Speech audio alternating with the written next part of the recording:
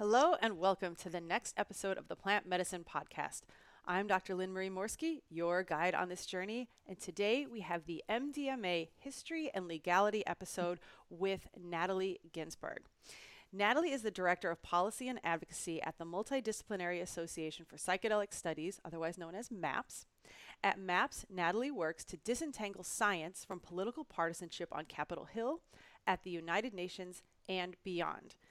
I am extremely excited to have this chat with Natalie, but just before we get into it, a reminder, as always, that nothing we talk about here on the Plant Medicine Podcast should be construed as medical advice. This is for educational and informational purposes only.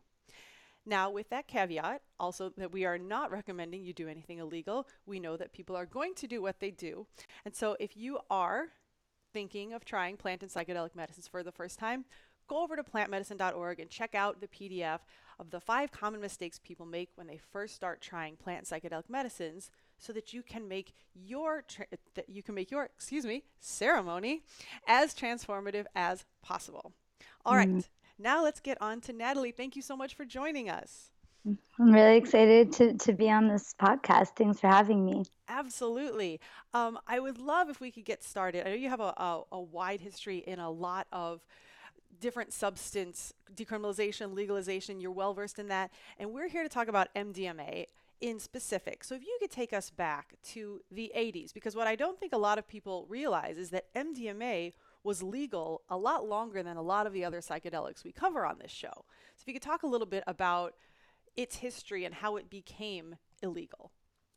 Sure. So if I may, I might go back even further than the 80s. Yes. To 1912, actually, when Merck first manufactured MDMA, and they were trying to develop a medicine as a blood-clotting agent, actually. And they kind of put it aside.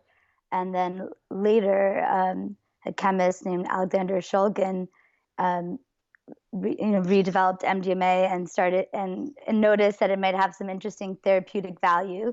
And he introduced it to some friends of his who were therapists, including Dr. Leo Zeff, who then kind of connected it to other therapists. And so throughout the 70s, MDMA was actually used across the US and the world in therapy.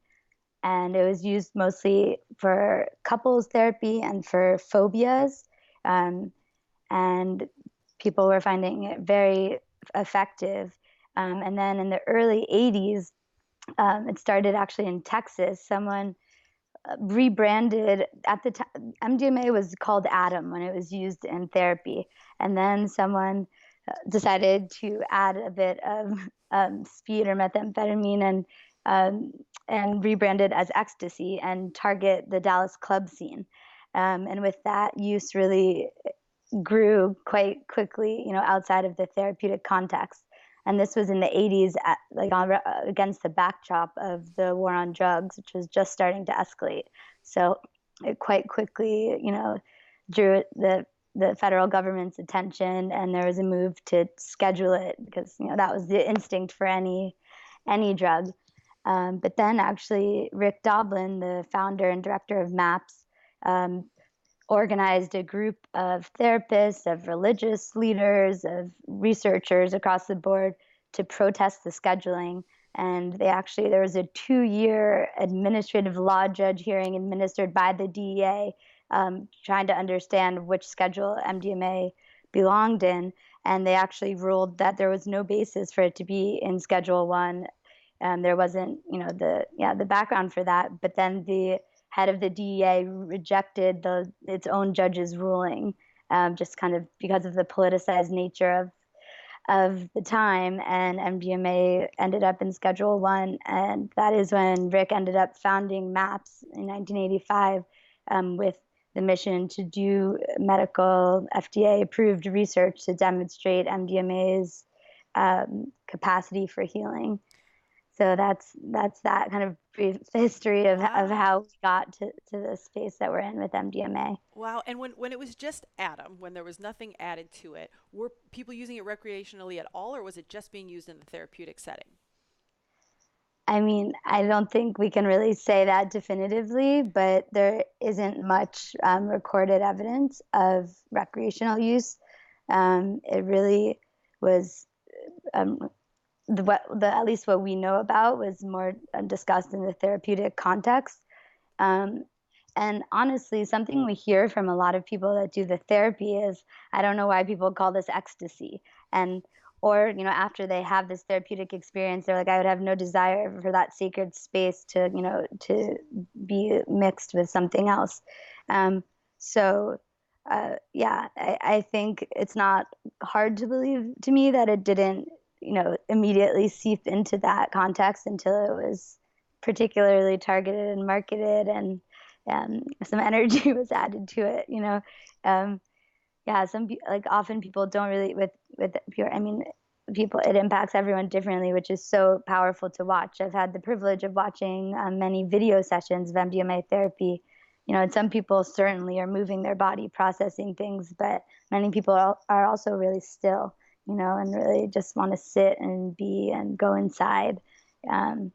So I do think a therapeutic context is often very different than taking it more recreationally. But I do want to say that working at MAPS, I've been here 6 years now, and I hear stories all the time of people who do take it recreationally, and have really powerful healing experiences. So certainly possible in all different contexts, but I think it's much more likely in a therapeutic context. Yeah, that makes sense. Now, I often hear that what they did in the 80s was like an emergency scheduling of MDMA. Was it pushed through the scheduling process? Like, I know you said that there was this 2-year review, but was there something about it where there people overdosing or having problems because of the methamphetamine that was added to it that led to this kind of panic? No, I'm sure there were some cases of deaths related, to mixing MDMA and overheating, and there are certainly dangers associated, but I don't think it was, maybe I think it was caught up in the general drug hysteria, and there was probably not so much differentiation as to one drug being good or bad. In that context, all drugs were bad. All drugs made your brain like a cracked egg Egg. sizzling on the pan. Yes. So I do think in that way, deaths from like other drugs did contribute, but I think there was little nuance and understanding. And at the time, the US also was quite influential in the international scene, which was really unfortunate. And it did lead to rescheduling of MDMA even on an international level. And the research that they cited was actually research with MDA, not with MDMA, and administered in like really high doses to rats. So it was really not relevant research. And like the chair of a UN committee, a WHO committee on the matters, named Dr. Paul Groff, was actually Dr. Stan Groff's brother. Um, so he wrote, a powerful thing, kind of questioning that, and also the whole committee did say that they urged states to continue to do research with the substance. So that was cool, even though that hasn't really been followed. Yeah. Well, with the exception of Israel recently, who's now working with MAPS to help train therapists. They helped pay for a therapist training recently, and recently approved the compassionate use, which is the equivalent of expanded access in Israel for 50 people, which is really exciting. So the Ministry of Health is working with us in an exciting way there. That's very cool. Congratulations. Thank you. Can you talk a little bit about, once it's put on the schedule and Rick found maps, what was the pathway that was understood that was it was going to take to get MDMA out of this place and back to where it could be healing people? Sure. So in our current context in the US, in order for something to be deemed a medicine, the FDA has to approve it through a series of research trials. So Rick decided that he needed and we needed to do MDMA drug development research through the same process that you would make any other medicine from, Tylenol, or not, or like a new cancer medicine, something of that sort. You have to do a series of trials, of safety trials, and clinical trials in order to prove its efficacy, and then the FDA approves that. So over the past 30 plus years, that's been what MAPS's primary mission has been. with a greater mission of developing medical, legal, and cultural contexts for beneficial use of all psychedelics, including cannabis as well. But the focus has been developing MDMA as a prescription medicine.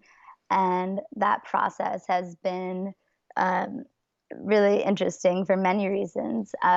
MDMA is not a patentable subject, or has been off patent for many years. So pharmaceutical companies have less interest in developing things that they can patent in more intentional ways, but MAPS actually has an anti-patent strategy. So I'll take the opportunity to talk about that, where if people do have experiences with MDMA, like for example, someone emailed, I took MDMA at a festival and I swear it cured my eczema. And we have no evidence for that, but we have a space on the MAPS website collecting people's anecdotes, because if they are in the public domain, then people can't patent that later. Nice. But I digress a bit. So developing MDMA, yes. Oh, and one really cool piece. So MAPS is a nonprofit, and we've recently started a public benefit corporation, which I can speak about in a bit. But developing it as a nonprofit is making a drug a medicine is incredibly expensive. So doing that fundraising from individuals and foundations has been very difficult.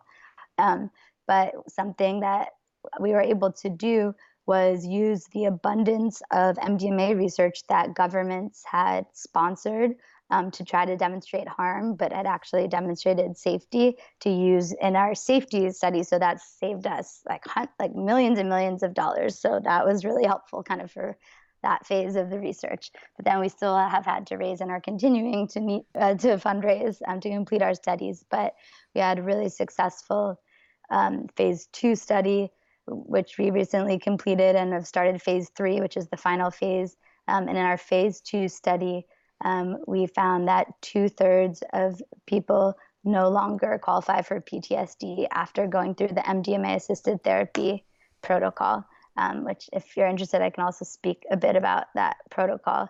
But that was a really huge finding, especially because the current proved psychiatric treatments for PTSD are around 50% effective in reducing symptoms, but not in eliminating symptoms. So having 2/3 efficacy in people no longer qualifying for PTSD was really profound. And as a result, the FDA awarded us the breakthrough therapy designation, which means that they're working really closely with us to get MDMA approved as soon as possible and in the most efficient way possible.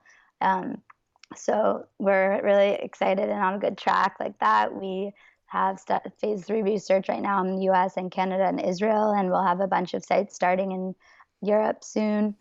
And we're also talking to all different other spaces where we're developing. So the MDMA that we're focusing through developing through the FDA process is focused on treatment for PTSD, but we are also supporting MDMA research in other spaces as well. Can you talk a little bit about how, I remember from the Psychedelic Science Summit in Austin, somebody mentioned that this is where you guys are in the US, which is amazing. And then there's also some agreement with the European Drug Commission. Can you tell me a little bit about where that stands? Yes, so we are just finishing fundraising and getting ready to start our phase 3 research in Europe. And yeah, we submitted our phase 2 data much like we would to the FDA, and they gave us approvals to be moving forward. So it's right now we'll have studies in the UK, Germany, Portugal. Trying to remember, I believe somewhere else, but I think we're still working out exactly. But yeah, it's also looking like psilocybin therapy is moving forward both in Europe and the US. So we expect Europe, MDMA to be approved in Europe a year or two after in the US.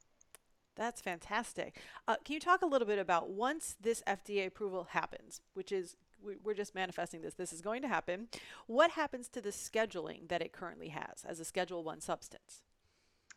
Sure. So that's a really good question that we don't really know the answer to, unfortunately. And my guess would be that unfortunately it would probably follow other substances that have been split scheduled, which means that they can be scheduled for medical use, but then in other contexts still remain in Schedule 1. Um, so it's really, we're unclear. Hopefully it will completely reschedule, but it's likely that it won't because of MDMA's popular other use. Um, but even the piece that is rescheduled, that triggers rescheduling in about half of our states, but in still around 20 states, we have to individually reschedule MDMA even in those states. So hopefully it won't be too difficult of a process because often states just follow the federal government's lead there. But MDMA is definitely a unique medicine, so who knows what we'll be up against in terms of that.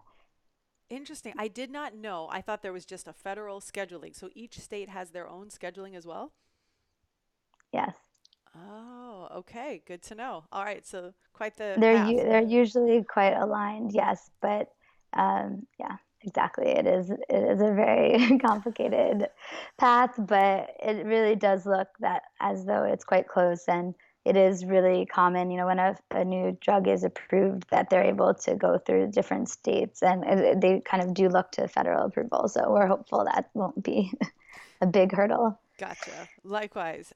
If there are people out there who have had experiences with MDMA, either in the clinical trial setting through you guys or somebody else, or like you said, even in a recreational setting, and they're listening to this and they're thinking, man, I really hope that this gets passed and that they schedule or not change that at least there's like a sea change in what people think about it. What can those people do to Mm. help? Like you said, there was the place on the MAPS website where they could contribute their stories.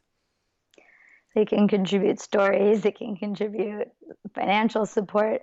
Um, Honestly, what's really helpful, I think, is speaking to people about it, whether you're comfortable speaking about your personal experience or even just the research, with family, with colleagues, um, and just recognizing that even that one conversation can really make a big sea change. So I really ask that. And I think another big piece is educating yourself deeply, about best and safest practices, and also then disseminating that information. I think risk reduction and harm reduction and education are really key as these medicines are being integrated, and we want to make sure people have the tools to best utilize the medicines and not re-traumatize themselves or others in that process. So yeah, I think that's a good one. But I guess I also really ask that people, I mean, one of the most inspiring things about my job is that I meet people from every single background and discipline who are super passionate about this. And they're always like, what should I do? What should I study to like work with maps? And I'm like, no, what you're doing is amazing. Like, can you help us figure out what intersection there is of your work and your passion with moving, if are you a graphic designer, are you an architect, would you want to design clinics? Like there are just so many different ways that we need help. So of course, if you're interested in therapy or something, that's great, but being a psychedelic therapist is just one thing, and we need so many other folks joining on board to help us think out all different things. So that's definitely what I would most ask. I And appreciate I that. guess, Go ahead. or sorry, I guess I'll say No. one more piece on that is, um, in connecting to this work, recognizing also the long history of indigenous folks who've used these medicines, and even MDMA, is extracted from sassafras tree. I mean, not the MDMA that we use in our studies, to be clear, but there is a connection, to this plant that has been used in indigenous ceremony. So I think it's really important that as people are exploring psychedelics, to really have a deep understanding of where these medicines come from, and to understand also the cultures, the context, and how people, how Native Americans are living today and what their access is like to their plant medicine now under our current, systems. So that's something I'm seeing as psychedelic, decriminalization initiatives are moving forward, which are exciting in many ways, but they're not always including Native American folks who are really most impacted by prohibition. So I think that's a responsibility we have as folks engaging in this work to learn about that and to make an effort to really learn from indigenous wisdom. I appreciate that. I love those last 2 points because I think a lot of people, they experience healing through one of these medicines and they get very excited and they want to know how they can give back, how they can spread this. And I think those are two huge considerations because even just at the MAPS conference, I encountered people that thought that the only way that they could help spread this was to become a therapist. And they might have been in real estate. And we're like, no, you could like help find the proper building for an actual therapist to set up their clinic. You don't have to do that. There's many hands make this happen. And also that second piece, which is remember where these things came from, and that that's one of my favorite things about MAPS and Chacruna and all the other societies that are working together to make sure that this isn't just a thing that the privileged get to have, that this from the get-go is something that everybody is considered in these policies. And so I really love the work that you guys are doing. And I've just been so grateful to MAPS because so far in the MDMA episodes, we've had Marcella on, we've had Shannon, we had you, like everybody from MAPS has been so gracious and coming on and sharing their wisdom to help get this word out so that, because, most of the listeners of the Plant Medicine podcast, they run the spectrum of psychedelic use, but a lot of the people are newbies and they're getting great information from the get-go so they can feel safe and knowing what choices are out there. So I'm very grateful for everything you guys have been doing. I have to say that two women that you named are women I really love and respect, and I'm so lucky to work with. And I actually saw Marcella speak at a Drug Policy Alliance conference, and that's when I learned about MAPS, and I was like, "What's it?" And I reached out to meet with her, and that's really how I started working at MAPS. So I'm glad that you got to talk to her. She's very special. Yes, she absolutely was. I posted on Facebook and somebody commented, I met Marcella at Burning Man in 2012 and she got me into this world. I was like, she's like the prophet and I love it. And she's just such a calm, it's just her aura just draws people to this. And I think it's beautiful. Now, I know you have done some work, particularly we didn't mention talking about this, but I would love to hear if you would share a little bit about the work you've been doing in the Middle East. Sure. So as I did mention that we've been doing the not normal, our MDMA for PTSD research in Israel because there, is really such high rates of trauma and PTSD there. And I was speaking to an Israeli researcher, Dr. Lior Roseman, who he works with Dr. Robin Carhart-Harris at Imperial College. And another friend and colleague, Antoine Saka, who is a Palestinian peace activist, about what it could be like to use medicines in a context of healing intergenerational trauma, which we theorize would be part of conflict resolution and reconciliation. So we decided to start this crazy process, which I also have to say that there are indigenous communities that have used ayahuasca and yahe in conflict resolution. So it's not that this is the first time this was attempted, but we're trying to definitely learn from that and create in this context. So we decided to start interviewing Palestinians and Israelis who were already sitting in ayahuasca ceremony together. So that's what I think you heard me present a bit about in Austin. We interviewed around 30 people and found some really interesting results about how people's connection to their religious and political and social identities really shifted from this work, and how there are really a lot of powerful visions of both personal intergenerational trauma, but also kind of communal trauma or visions of people in the spaces that were really moving. So we're just kind of in process of completing publishing a study around that. But yeah, the work is really interesting. But something to be said for these interviews was that everyone that we interviewed had a very clear intention with the process of drinking for self-healing, and they weren't going to try to like save the world or do conflict resolution or anything like that. And with what we're hoping to develop, we would be inviting people with that shared intention. So that's something that we're really excited to be creating, and also something that is quite different about the context of the interviews. But notwithstanding, we still heard some really powerful stories and processes. Yeah. Ah, that's beautiful. Thank you so much for sharing. I realize it's not MDMA related, but I just wanted to get your Oh, work out sure. there because Thank I'm you. I'm sure a lot of people that have been touched by that that type of conflict would be interested to hear what's being done and how these medicines can be used in different types of ways besides, like you said, there's the self-healing, but there's just healing on many levels. And so I appreciate you sharing that.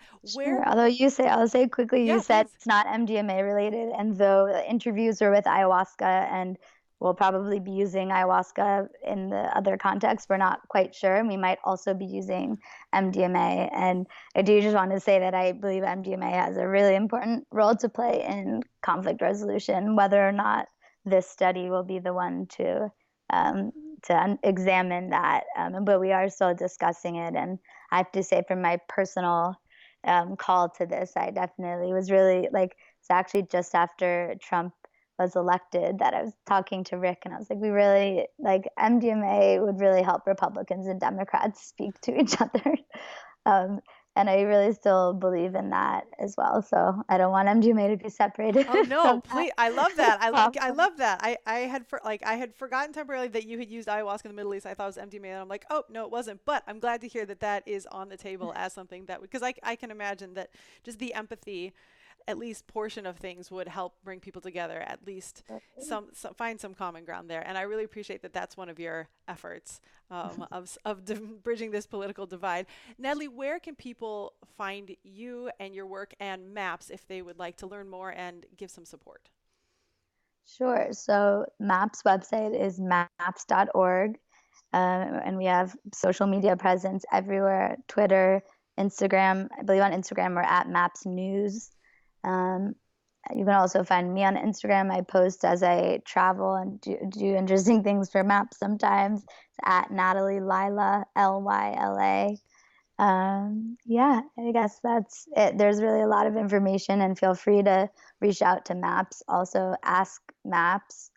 Um, I think it's askmaps@maps.org, actually. Saying it out loud sounds funny, but that's what it is. Askmaps@maps.org.